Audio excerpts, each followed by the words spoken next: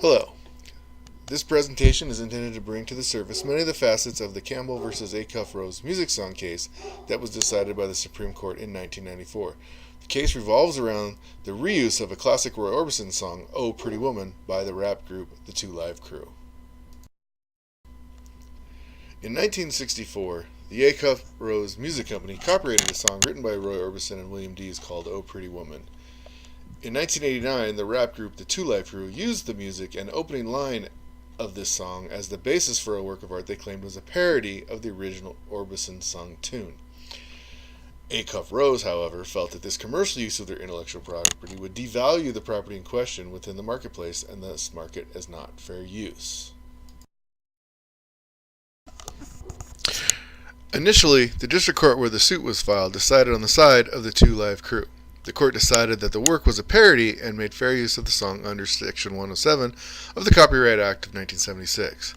Upon appeal, however, the Sixth Circuit Court of Appeals reversed and remanded the district court judgment, stating that the commercial nature of the parody rendered the song an unfair use of the original work under that same Section 107 of the Copyright Act of 1976. At this point, Luke Skywalker Records had the case elevated to the Supreme Court for a ruling. The issue that was placed before the Supreme Court in 1984 can be summed up pretty much like this. Does the Two Live Crew's use of the Acuff Rose's intellectual property as a parody basis for a second intellectual property which differs greatly in scope and meaning fall under the protections of the fair use description included in Section 107 of the Copyright Act of 1976? The Supreme Court of the United States used four criteria from Section 107 of the Copyright Act of 1976 to render its opinion. First, the court simply determined if the use of the recording was commercial in nature, which, in fact, it was. Secondly, the court decided the intent of the work in question, which was, in fact, to parody the woman in the original song. Third, the court determined the level at which the Two Live Crew song relied upon the Roy Orbison song as its inspiration, which, of course, was a parody. They just changed the words.